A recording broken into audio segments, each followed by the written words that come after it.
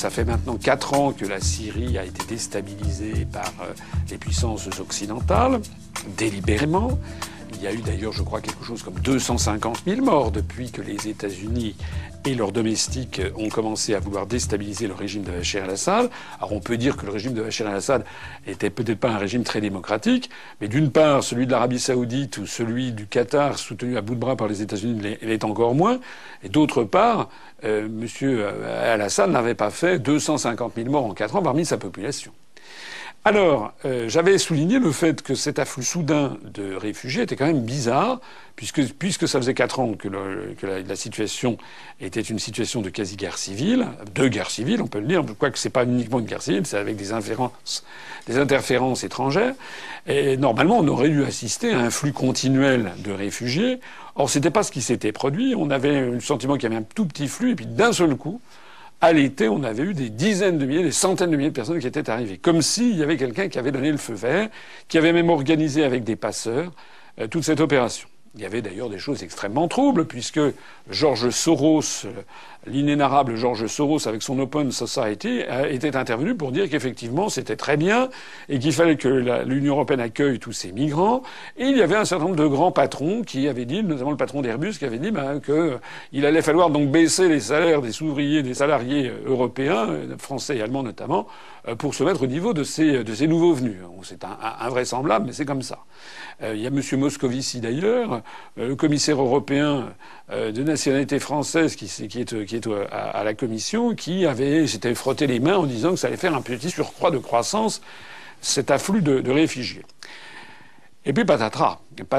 D'abord, il y a quand même un certain nombre d'opinions publiques à travers le continent européen qui se sont rebellées en disant que c'est quand même invraisemblable qu'il y ait tous ces migrants d'un seul coup et qu'on fasse comme s'il était évident que les pays de l'Union européenne devaient seuls les accueillir, alors qu'il y a, je le rappelle, un organisme des Nations Unies qui s'appelle le Haut Commissariat pour les réfugiés de guerre, qui normalement aurait dû se charger de ce travail et aurait dû répartir les réfugiés dans l'ensemble des pays membres de l'ONU, en particulier aux États-Unis d'Amérique et au Canada, mais aussi en Australie, en Nouvelle-Zélande, ça c'est pour les pays de l'OCDE, ou au Japon, en Corée, mais aussi en Amérique latine, en Afrique, en Asie, et puis aussi dans les pays du monde arabe.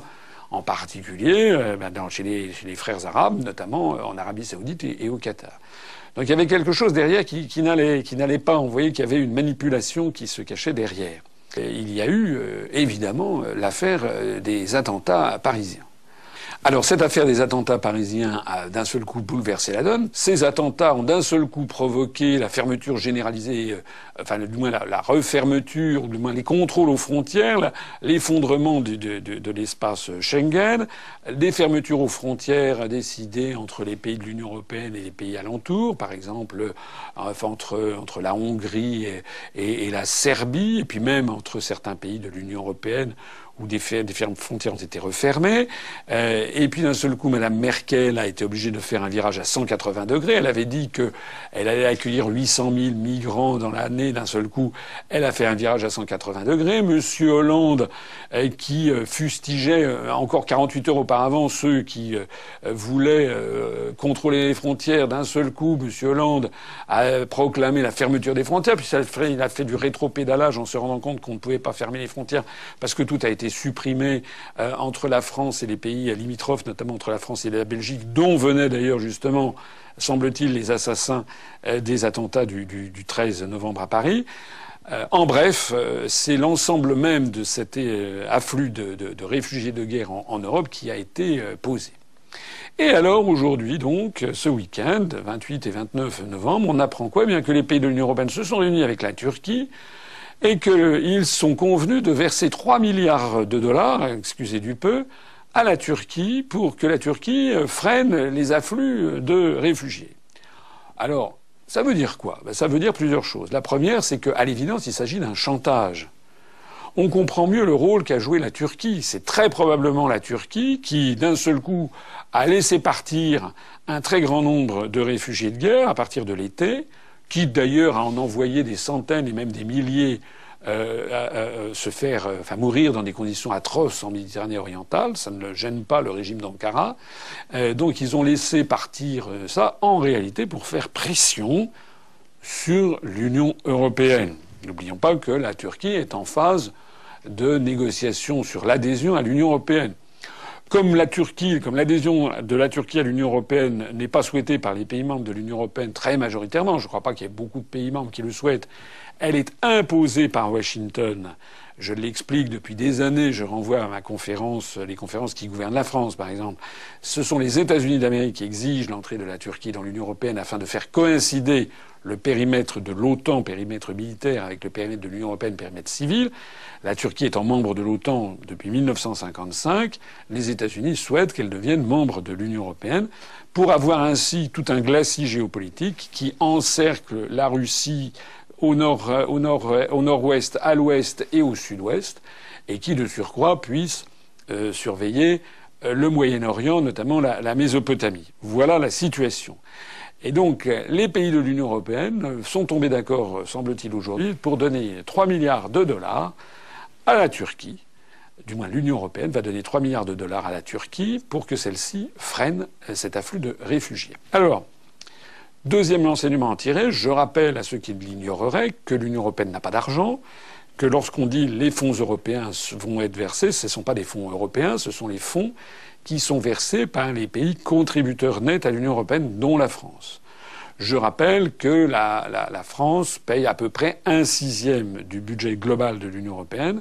Ça veut donc dire que, comme des grands, nous allons être taxés de 500 millions de dollars pour donner à la Turquie, qui est le principal soutien de l'État islamique, quand même.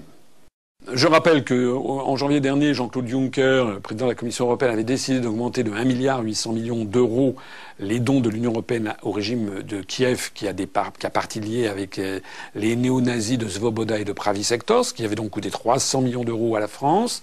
Là, il s'agit de 500 millions de dollars, c'est-à-dire à peu près 450 millions, 470 millions d'euros, que le contribuable français va devoir donner maintenant à la Turquie de Erdogan, qui finance l'État islamique.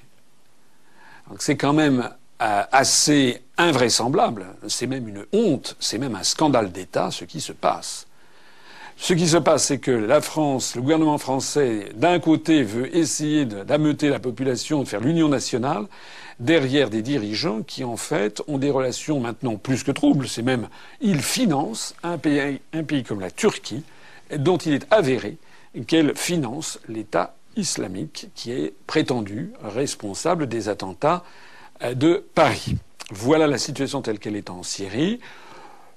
À l'évidence, les choses sont en train de tourner très mal pour la coalition occidentale. C'est bien fait, parce que comme il y a quand même une justice immanente en ce bas monde, les choses sont en train de tourner de façon relativement positive pour la Syrie et de façon très positive pour la Russie, en d'autres termes, pour ceux qui respectent le droit international. Et encore une fois, ce n'est pas un quitus pour les qualités démocratiques de la Syrie ou de la Russie. Mais on va revenir sur la situation de la démocratie en France, parce qu'il y a quand même beaucoup à dire aussi. En attendant, eh bien, ce sont les Occidentaux qui sont en train, sur toutes ces affaires syriennes, et ils sont en train de se ramasser camouflé sur camouflé en matière de politique internationale. Et puis, un gros problème maintenant est apparu sur la table, c'est le problème de la Turquie et du régime de Recep Erdogan, qui apparaît de plus en plus comme ayant partie liée avec le terrorisme international.